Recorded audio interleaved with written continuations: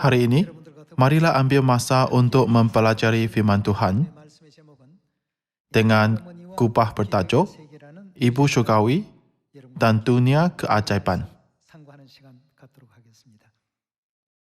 Hari Yerusalem Baru telah datang.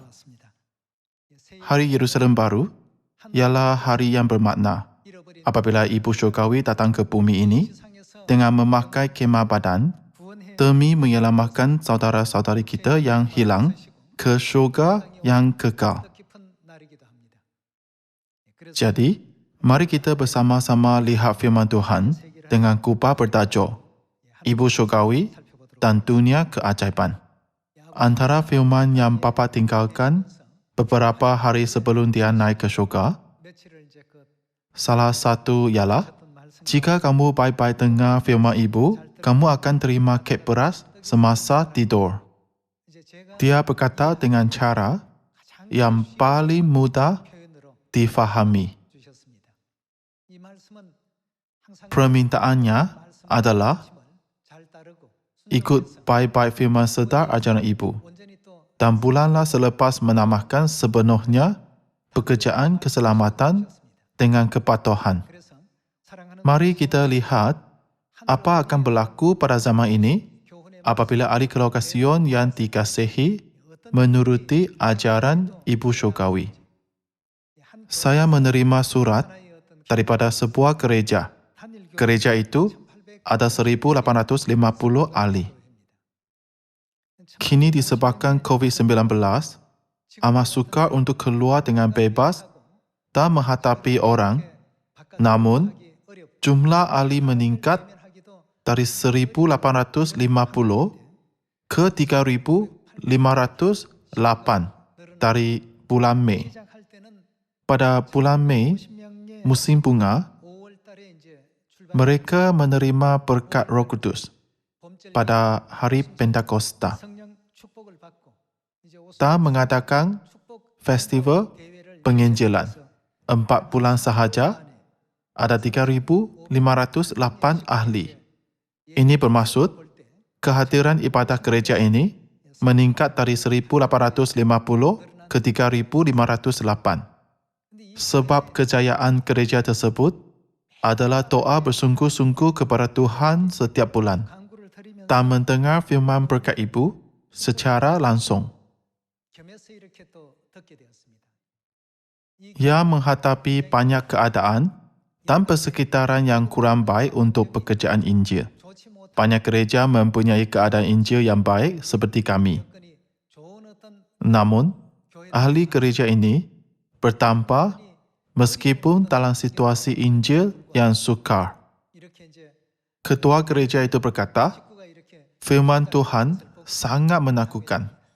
Apabila ditanya, mengapa menakutkan? Dia menjawab, apabila melihat semuanya dipenuhi seperti yang difirmankan. Saya betul-betul menyadari tujuan Ibu Syurgawi datang ke bumi ini adalah demi anak-anak. Hatiku berdegup-degup dan saya sangat terharu. Mereka membuat resolusi dengan satu hati dan semangat untuk Injil. Pada hujung bulan September dan bukan hujung tahun, Tuhan memberi keputusan sebanyak 3,508 orang. 4 bulan lebih awal dari rancangan. Ketua gereja mereka jarang menghubungi Ibu, kecuali ada kecemasan. Namun, saat apabila mereka berkata, impian ini mesti dicapai pada tahun ini, dia ingin menghubungi Ibu sekali lagi dan mendengar firman berkat-Nya, kerana ia akan makbul. Bagi dia, hal itu sukar dipercayai. Setelah sebulan dan 2 bulan berlalu, dia mulai menyedari hal ini memang mustahil bagi kekuatan manusia dengan situasi sekarang. Dalam situasi seperti corona, itu adalah mustahil. Namun, mereka meneruskan rancangan dengan bergantung pada firman yang diberikan dan berkali-kali menyaksi sendiri semakin dekat dengan matlamat. Ketua gereja itu berkata, mulai sekarang, kami tidak akan menggunakan persekitaran dan situasi sebagai alasan untuk kemajuan Injil. Sebelum ini, kami kurang beriman atau tidak beriman, jadi matlamat tidak tercapai. Tetapi apabila kami percaya dan maju, ia terjadi. Dia mengirim surat dan menyatakan perasaan serta kesedarannya. Jadi, saya mau berkongsi dengan kalian semua. Tajuk khotbah hari ini ialah Ibu Syurgawi dan Dunia Keajaiban. Jika melihat sejarah zaman Bapa dan zaman Anak, kita dapat memahami bagaimana roh dan pengantin perempuan, iaitu Tuhan Bapa dan Tuhan Ibu, memenuhi pekerjaan Injil pada zaman Roh Kudus. Kita semua perlu cepat mempelajari daripada masa lalu. Apabila kita melihat sejarah Perjanjian Lama, seperti sejarah Yosua, Musa, dan Gideon, semuanya ada satu kesamaan. Ada banyak kes seperti, jika dengan kekuatan manusia, iaitu kuasa kita sahaja, dapatkah keajaiban ini berlaku? Jika menggunakan kekuatan kita, tiada apapun boleh berlaku. Dengan kekuatan kita, dapatkah Laut Merah terbelah? Jika dengan kekuatan umat Israel, dapatkah Yeriko runtuh sendiri? Dengan kekuatan Yosua dan tenteranya sahaja, dapatkah matahari berhenti sepanjang hari dalam peperangan melawan orang Amori? Dapatkah bulan berhenti di tempatnya dan tidak muncul pada waktunya? Jika semuanya ada bersamaan, itulah tiada apa-apa akan berlaku jika menggunakan kekuatan manusia. Laut Merah tidak akan terbelah. Kota Yeriko tidak akan runtuh dan matahari tidak akan berhenti. Namun, apabila Tuhan menggunakan kuasanya, matahari berhenti, Laut Merah terbelah dan kota Yeriko runtuh. Pekerjaan Injil kita pada zaman ini pun sama. Jika kita menginjil dengan bergantung pada kekuatan bilangan ahli, Injil ini tidak akan maju. Itulah apa yang terjadi pada sebuah gereja dalam surat yang saya baca tadi. Menjaga saudara-saudari yang sedia ada adalah susah dan mengambil masa. Setiap bulan, menjumpai ahli baru, menjaga mereka dan menambah ahli baru lagi. Semuanya ini betul-betul tidak dapat dilakukan dengan kekuatan manusia. Jika ada 400 lebih ahli baru dalam sebulan, kita sangat sibuk dalam hal untuk mengajar dan menjaga mereka. Kemudian, ada ahli lagi pada bulan depan. Ahli-ahli baru belum bercerai susu lagi. Siapa dapat mengajar ahli yang lebih baru? Bagaimanapun, Tuhan terus biar mereka berbuah tiap-tiap bulan. Semuanya seperti yang dikatakan oleh ibu melalui telefon. Baiklah, saya berdoa agar ia akan tercapai dan diberkatilah. Menurut firman ibu, jumlah setiap bulan terus melebihi apa yang mereka minta. Melihat apa yang berlaku dari Festival Penginjilan Mei hingga September, ketua gereja itu terkejut. Dia tidak dapat menyimpannya dalam hati, jadi dia menulis surat.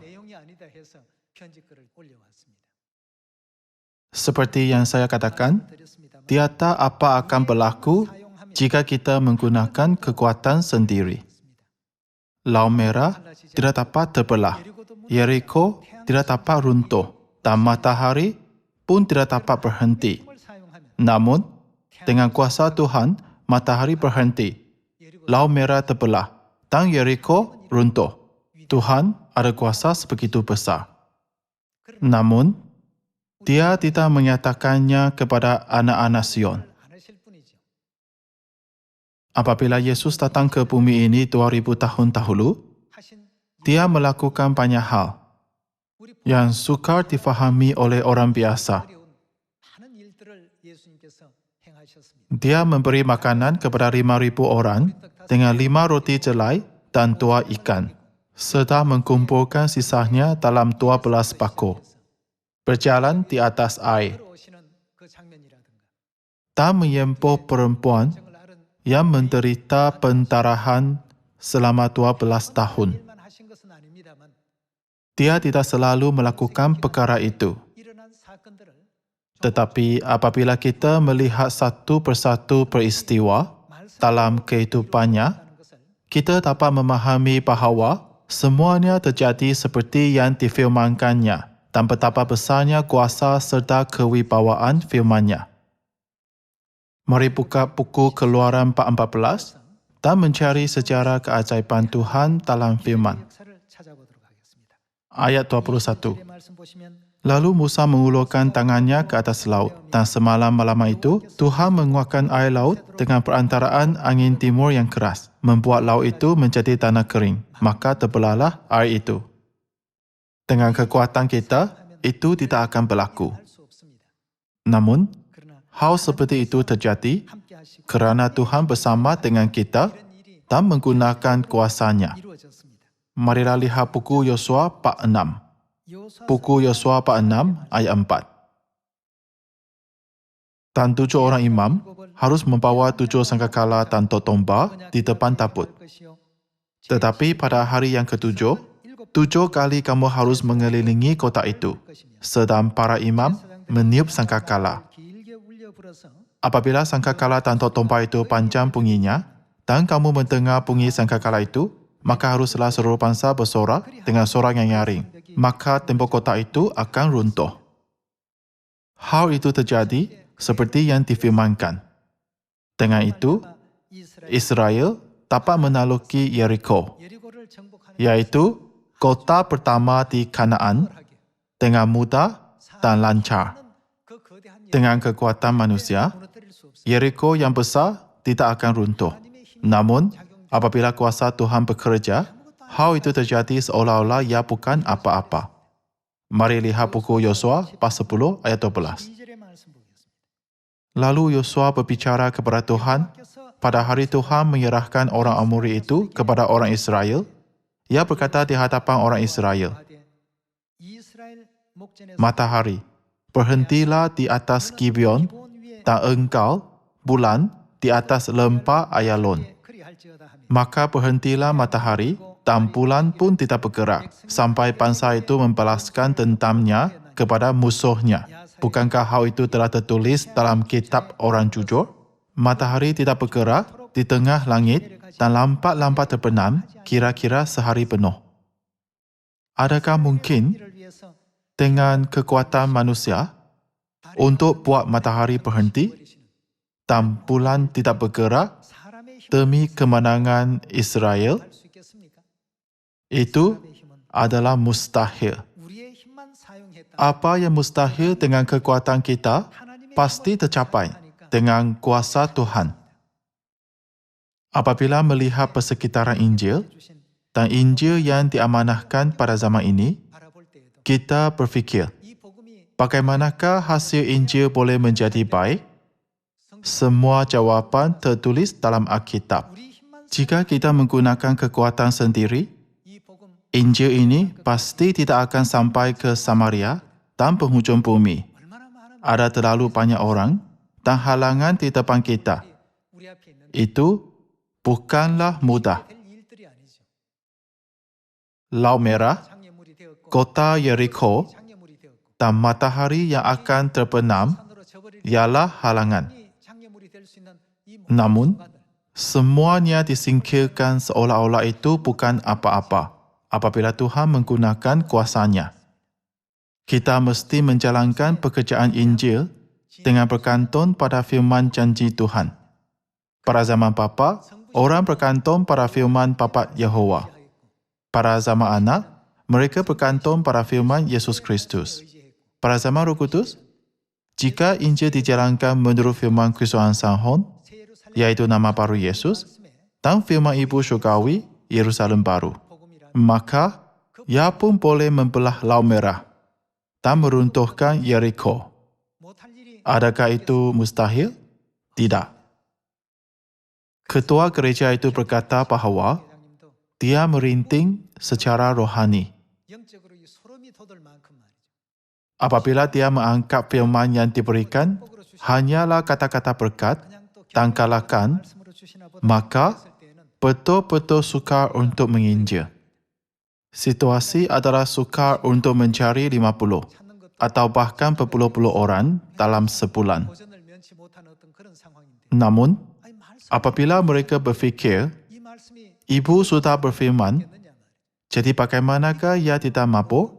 Lalu semua pintu Injil dibuka dengan mudah.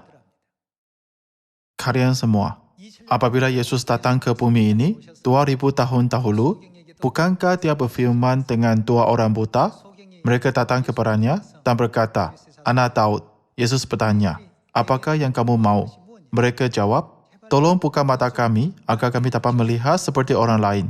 Kami harap mata ini dibuka. Yesus berkata, jadilah kepadamu menurut imanmu. Awal hari ini, saya mengatakan apa yang berlaku 30 tahun dahulu. Ada seorang anak, pada masa itu, hospital berkata, orang ini tidak dapat dirawat lagi. Ibu bapaknya ialah diakon. Sebelum itu, mata mereka berpaling kepada dunia. Jika dibiarkan, itu adalah sangat bahaya secara rohani. Tetapi pada masa itu, anak mereka jatuh sakit. Dia sakit tenat. Hospital berkata bahawa dia tidak dapat dirawat lagi. Hospital Universiti Kebangsaan Seoul pun sama. Mereka disuruh bawa dia bulan, biar dia makan apa yang dia ingin makan dan lakukan apa yang dia mau sampai tahap begitu. Dia menjalani banyak pemeriksaan, jawapan tetaplah sama. Jadi ibu menelefon mereka. Ibu ada masa untuk melawat satu demi satu ahli pada masa itu. Kerana ahli dan gereja tidak banyak di seluruh negara seperti sekarang. Jadi, ibu pergi menghiburkan keluarga diakon itu dan berdoa untuk anak mereka. Sejak ibu berdoa untuk anak itu, dia mulai bertambah baik. Sekarang, dia sudah besar dan ialah seorang mubalik di Brazil. Pada masa itu, doktor sudah berkata, dia tidak ada beberapa hari yang tinggal, walaupun menjalani banyak pemeriksaan. Apabila ibu pergi melawat mereka, saya mengikuti dia. Rupa anak itu betul-betul sama dengan kanak-kanak padang kebajikan yang minta tolong bagi bantuan. Mukanya sangat kurus dan lengan serta kakinya tidak berisi dan hanya tinggal tulang. Namun perutnya besar kerana berkembung. Itu tahap terakhir kerana semua tumor tumbuh di perut seperti anak yang perut membusun.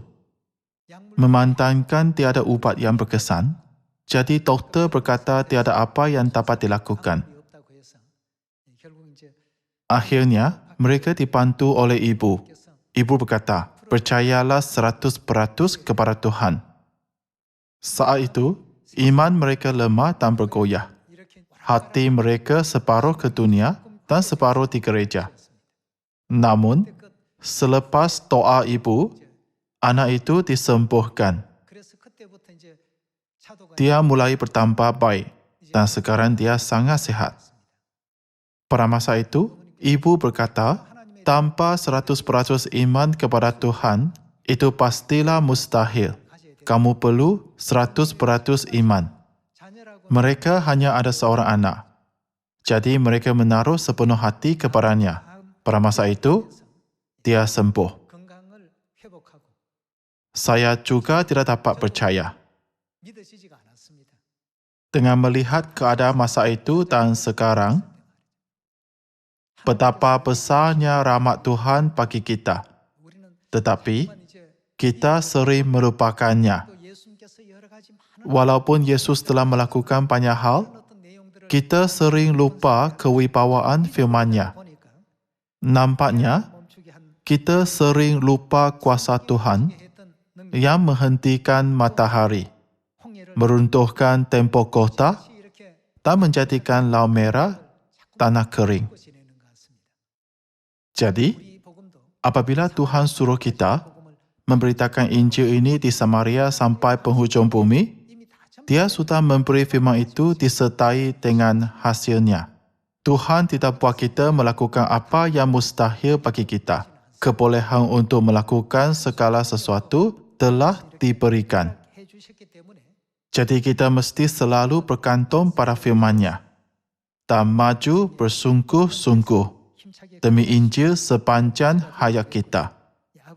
Semoga anda perhatikan dalam hati sekali lagi kuasa firman Bapa dan Ibu, serta ingat bahawa pekerjaan Injil boleh dicapai dengan mudah jika Tuhanlah yang melakukannya. Mari lihat buku Lukas 45 ayat 4.